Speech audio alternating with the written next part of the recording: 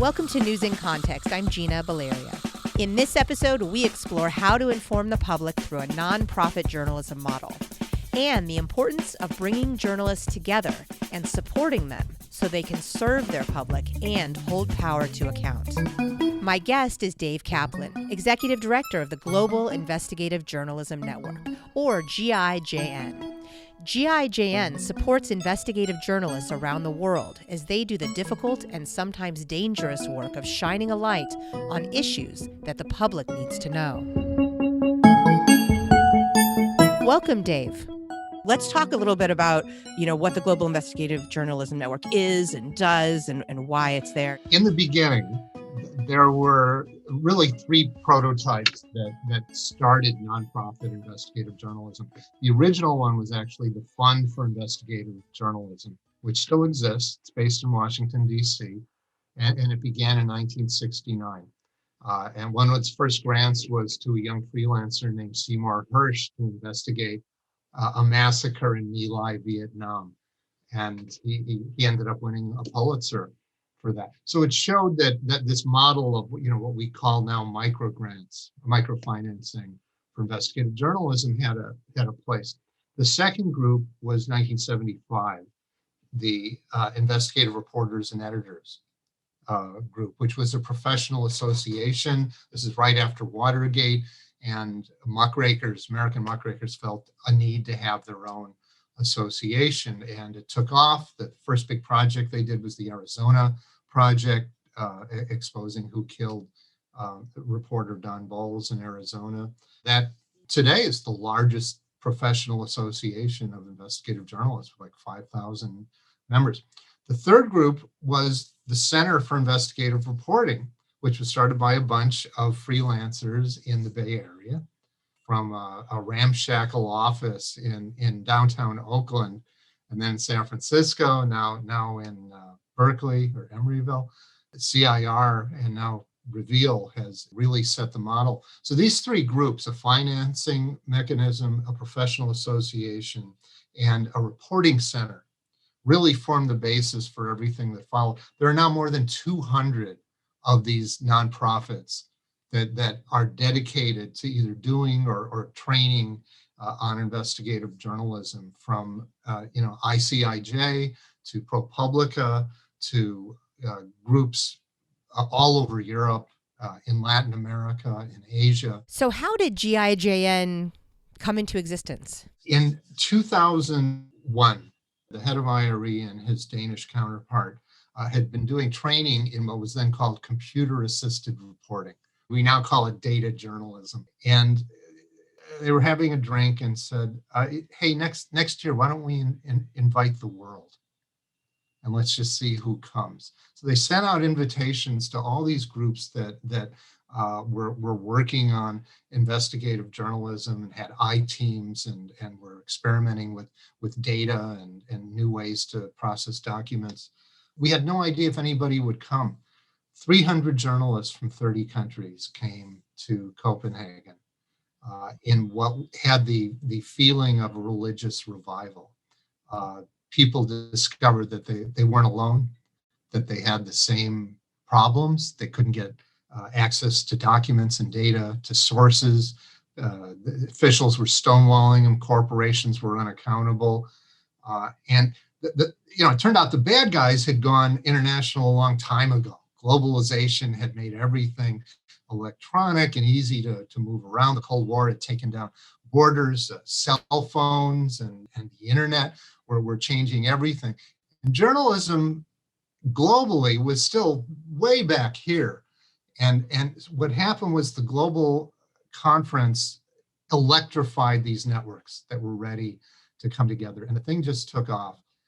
2011, we were getting so many requests for help around the world. And there was no institutional capacity. We basically fell to a different group every 2 years to reinvent the conference. There was no funding base. There was no staff.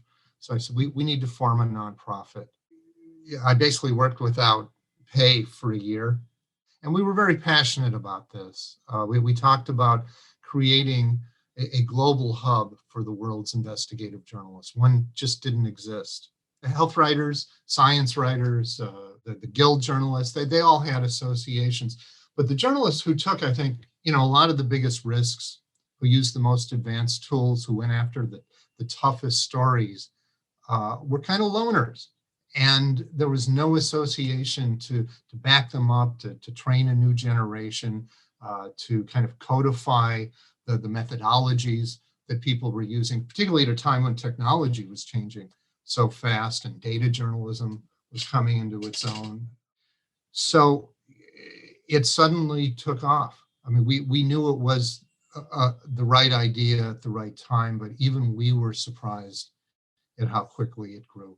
We doubled in size year after year. And I've got 27 staff in 14 countries, where we're in 9 languages a day, and putting out a steady stream of the latest tips and tools and technology to journalists everywhere. We have a help desk that has responded to 1,900 requests for assistance this year.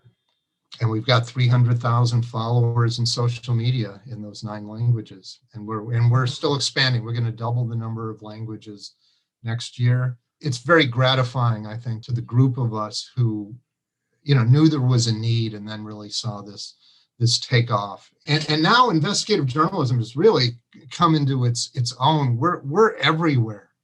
One of the reasons there are so many attacks on journalists today is we're asking tougher questions with better tools in more places than ever before, and have really put the issues of accountability and transparency and abuses of power on the global agenda. When I look back, I've been fortunate to have a really exciting career, but when I look back, this will be probably my signature deed for journalism, I think. You said bringing investigative journalists together from around the world for the first time was like a religious revival.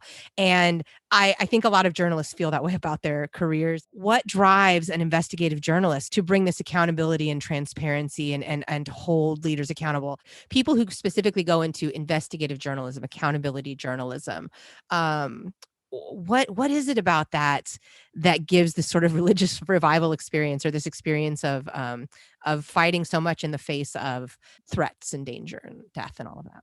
It's more than a profession, it's a calling. There are elements of idealism and outrage. The practice has always been rooted in social reform. I mean, you go back to the original muckrakers of over 100 years ago. I was during the progressive era, when people like Lincoln Steffens and Ida Tarbell were going after the biggest forces for abuse of power in their day. Ida Tarbell wrote about the Standard Oil Company. That is the Google and Microsoft of today. It was the most powerful company of its time. Steffens went after big city corruption and the meatpacking industry. Nellie Bly's 10 days in a madhouse. There's a brilliant investigative reporter in Ghana who basically repeated Nellie Bly's investigation, going into the worst mental health facility in Ghana with a button camera and documenting just unbelievable conditions. And the only difference was this guy had a miniature camera today, but the methodology really hadn't changed. Investigative journalism has sometimes been called the journalism of outrage. And, while we don't want to be emotional, we want to, have a clinical approach, it's understandable because people feel passionate about this stuff. It's about righting wrongs. It's about looking at the world's problems and how to make them better. We have very few troops in the field fighting this war. And there's so much corruption, there's so much abuse of power, there's so much lack of accountability at a time when the press is being hollowed out at an alarming rate. One of the few bright spots has been, we're managing to increase the ranks of people who practice quality investigative journalism, and that's been really exciting. Yeah. Happening before the pandemic, then the pandemic is shrinking us even more. Corporate entities have bought up so much media and sold them off for parts. And in that context, how are you? I wasn't expecting this interview to go here, but I'm curious. How are you pulling in the funding to support this, and what do you see moving forward as sort of a way to sustain, the investigative journalism struggle, or the struggle for accountability? It's a great question. We are spending more and more time on issues of what we call sustainability. Well, what are the survival strategies to keep alive accountability journalism? We're still in dire straits, make no mistake, but there's terrific work being done. Unlike even 10, 15 years ago, there is a world-class muckraking going on all over the world. And even the Chinese can't contain it. There was great stuff done on Wuhan. And there were journalists interviewing deliveries of funeral urns to facilities to document how many deaths were really happening. That's how enterprising people are being today. We're under assault on multiple levels. Obviously, the financial model has changed. There's a political backlash against not just independent media, but human rights and democracy all over the world. And independent media is one of the first things these autocrats and oligarchs go after. So just at a time when we're getting more and more people trained, and we're getting them skilled with how to use data and connect with each other across borders, that this backlash has hit. So we've got our backs to the wall, even in places where we thought we were relatively secure, like the United States. Yeah, I was just going to say, like yeah. What does the fact that the U.S. has shifted in its power mentality over the past few years, what does that do to investigative journalists in other parts of the world? I mean, was there any sort of, well, we got to toe the line a little bit, and now we're free to kind of attack the journalists? Or boy, it's there's a long and complicated answer. There's a field that has arisen since the Cold War ended called media development. Like there's foreign assistance to develop agriculture and industry and civil society, independent judiciary and good law enforcement. Billions of dollars have gone from North America and Western Europe to empower independent media around the world. Increasingly, partly because of our efforts, more is going to investigative journalism. The World Bank, USAID, the European Union, all have recognized that investigative journalism is as fundamental a building block, that accountability journalism is as fundamental a building block to a healthy, just, and economically developed society as all these other facets, as having good agriculture and industrial policy and good schools and good cops. You need a watchdog press. That's helped. It's helped create nonprofit investigative centers, NGOs with watchdog capability, who are often staffed by former journalists, cross-border networks that are doing God's work in training and equipping journalists around the world. The UN has recognized this. UNESCO supports it. The biggest single donor of this is the United States government, believe it or not. It's USAID. Third is the State Department. And it's actually one of the foreign policy things that the United States does well, and it's done real good around the world. Okay. So I want to get to the how. You mentioned earlier that before GIJN brought people together, that most investigative journalists were working as lone wolves or in local markets with small investigative teams, if there was a team at all. And then you have people who desire to be journalists. So I'm thinking about my students, but I'm thinking about young journalists who may have a desire to go into this, but it feels big, it feels daunting, it feels like, how does one do this? So what is the how there? Like, how do you break down how an investigative journalist can do the work? And you mentioned that Wuhan example, I think, is fantastic because it reminded me of Al Capone and tax evasion, right? It's like, oh, just check the orders on urns. Like, that's a good one. We did a roundup of like 12 techniques journalists were using when governments were lying about COVID-19 victims. Others were interviewing gravediggers who said business has tripled. Yeah, I don't know what the government's talking about. and then more sophisticated techniques like the big American papers were looking at morbidity reports the CDC had issued in previous years and comparing them and showing that the official numbers were low. That gets to the point of talking to sources who aren't always the official sources, because the CDC, maybe not perfect, but historically we can kind of count on those numbers. And of course, then there became a question once the data moved to the HHS, at least in the US context. But to get global, if you feel like you can't rely on your official sources, or even if you feel like you can, that idea of diversifying your sources to the extent that you're talking to, sources that are in other parts of the world, like gravediggers and those who handle the orders for urns and things like that. So talk a little bit about the importance of not always relying on the official word, and how that can help get at a story. You need a cop on the beat. You need a public watchdog because public officials don't always tell the truth.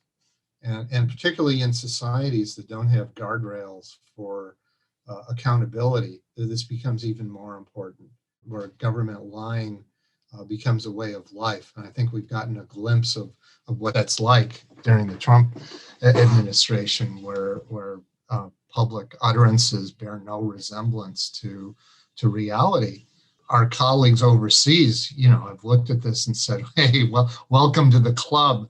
We've lived like this in Eastern Europe, in China for decades now. You're listening to News in Context. I'm Gina Baleria. We're talking with Dave Kaplan, Executive Director of the Global Investigative Journalism Network, or GIJN. Even in places like China and Vietnam, where there's still Communist Party rule, there are people high up in the government who understand the need for independent media. There's a realization among any official with a public spirited mind that you have to have an independent source of information that is checking whether your stock market is rigged, whether your businesses can play on an even playing field, whether the medicine your citizens are taking at night is safe, whether the food you eat in the morning is poison, whether the toys your kids play with are safe. People often make the mistake of thinking investigative reporting is about crime and corruption. That's often a factor, but the mere fact that there's criminal conduct doesn't mean it's an investigative story. It could be about schools and children and how women are treated in a society, persecution of minorities and dissidents. Again, for a society to be just and democratic and to develop for all of its citizens, you've got to have those independent and critical voices asking tough questions about accountability, about whether power in that society is used in an accountable fashion. When you have people who have power in a given society, whether it's through political or corporate or social means, are they using that power in a way that is accountable to the public? And the root of accountable is an account. Having an accountant, it's like we're the ones who are trying to balance the books of power in society. If there's too much red, someone needs to blow the whistle. To play an existential devil's advocate, why is that important? Why is it important to hold power to account? Why is it important to have a just society? Unjust societies fail. If we're going to continue to progress as a species, you're asking an existential question. It's good that slavery was ended, that women's suffrage came, that smallpox and polio were eradicated, that the civil rights movement happened. If you take these things as a given, how do you get there? Well, there has to be people who are exposing the very serious problems that underlie these social maladies. we're not the only solution, but to have an inquisitive watchdog media that asks these tough questions is the first step toward solving them. And obviously, you've got to have groups that will take up the call and push for reform, and the political process has to, be not completely dysfunctional. And I think this goes back to your original question. Why do we do this? It's because we want to leave the world a little better. And that we care about underdogs and people being exploited. I'm a child of the 60s. I came out of the anti-war movement, caught the very end of it. And for me, when I started calling myself a journalist, it was a little corner of the world that I could change. It gave me just a little bit of influence so that I could investigate and call attention to issues far beyond what I ever thought I could as a kid concerned about these issues. When you say that, the idea of holding people to account and making the world a better place, it's like speaking up. I'm wondering if you can talk a little bit about some anecdotes around the world of investigative journalism. You've mentioned a couple, but investigative journalism that your organization has supported that you're really proud of, or things that have stood out to you.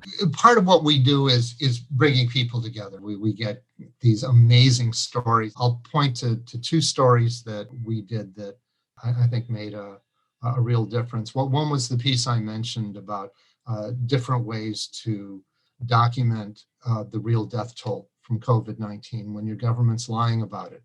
And we surveyed journalists all over the world, from China to the UK, and how they were doing that. We did another piece looking at some pretty advanced forensic analysis that the New York Times and a handful of other papers and groups have been doing, analyzing when security forces open fire or attack protesters at public demonstrations. Through audio and video analysis, there are some pretty effective ways to determine who shot the first shot and who attacked whom. It's amazing stuff. Both of those stories have been viewed thousands of times in 80 countries by journalists. That's GIJN doing its job. It's providing the know-how on how to do this stuff and arming journalists so they've got state-of-the-art tools to do accountability reporting. That's exciting stuff. You talked about your own draw. What sort of sensibilities might students want to cultivate or hone if they want to do investigative journalism? We lost so much with the financial model and our thinning ranks. Some of it, certainly not all, but some of it is made up through the technology, very technology that's knocked us on our asses, is also helping us get back up. The cost of entry into the media space has never been lower. Anybody can open up a news site. One of the US groups, Lion, they're an association of local publishers, and they do a lot of cool startup stuff. They just put out a kit, a startup kit for anybody to start their own online news organization. It's completely cool. And then we've taken the nonprofit model and sort of married an NGO structure with a journalism model. Quality journalism sites have the same distinction or status as an environmental or human rights group, that you should support that publicly through donations and grants. Schools have played a really important role. We have centers for investigative journalism at almost all the major journalism schools or investigative reporting programs. This model is spread overseas as well. Cal teamed up with the New York Times this year to cover the pandemic. We've lost a lot of ground and we're playing catch up, but I think they're experimenting with a lot of different models, and because it's such a calling, we're not giving up. And at the same time, there's been a kind of a metamorphosis in the nonprofit sector. NGOs that sort of had a watchdog function now are getting into investigations. Greenpeace internationally has like 3 investigative teams Global Witness in London they're basically made up of former investigative journalists documenting kleptocracies and pilfered wealth. There's a bunch of hybrid groups that are doing amazing stuff with investigative tools. GIJN started what we call a citizen investigative project. We have so many people from NGOs and citizens groups coming to learn how to do this stuff that we created a whole guide. How do you find out who's polluting your neighborhood? How do you get an asset disclosure form from your local politician? Who owns the property in your community? People are asking these questions. We call them public interest investigators. The numbers of sort of hardcore full-time investigative journalists worldwide are only in the thousands. There's not that many of us. But the number of journalists are in the hundreds of thousands, and they all use investigative skills to some extent. And you got book authors and documentary producers, freelancers. The next circle are these citizen journalists and NGO staff and good government types. There's a formidable army out there ready to use these kinds of skills to go after lack of accountability and lack of transparency and abuses of power. That's pretty heartening. I was going to ask you about how do investigative journalists deal with misinformation. And you mentioned a second ago, we've lost ground. And I'm assuming what you meant was with our current government and with the fact that the bad guys went global. But I'm wondering, is there anything you want to add or say about misinformation and dealing with that as you try to put out this? Yeah, you really can't have a discussion like this without addressing the age of misinformation. It's become just an onslaught. I think we woke up just a few years ago to find out we were in a war we didn't even know we were in, and we were getting our asses kicked. Again, our colleagues overseas saw this early on. Eastern Europe, with the Russians have been disinformation specialists for years. Dictators and kleptocrats have used this kind of really Orwellian attacks on the media and the public for years, and it's scary how effective this stuff has been. That you can just keep repeating something and people start to accept it as truth. The lack of the ability to think critically among such vast amounts of the population, it makes what we do, I think, even more important. That there need to be people who bear witness to history and others who document that there is objective truth, and our job is indeed writing that first rough draft of history and making it as accurate and fair and durable as possible. This is what civilization's built on.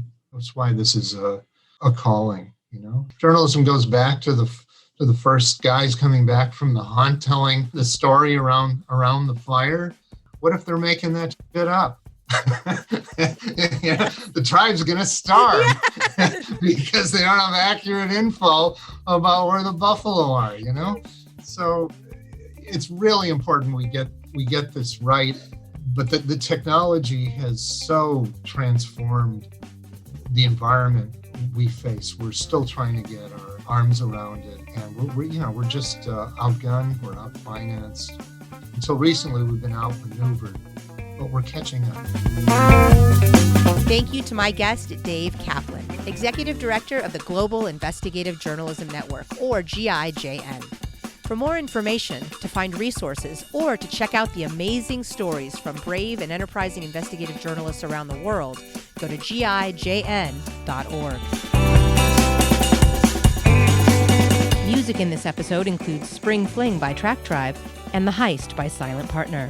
In addition to hearing News in Context every Friday at 8:30 a.m. and 6:30 p.m. on KSFP 102.5 in San Francisco, you can hear it on Spotify, Stitcher, Apple Podcasts, iHeartMedia, Google Play, Google Podcasts, Podbean, YouTube, and PRX.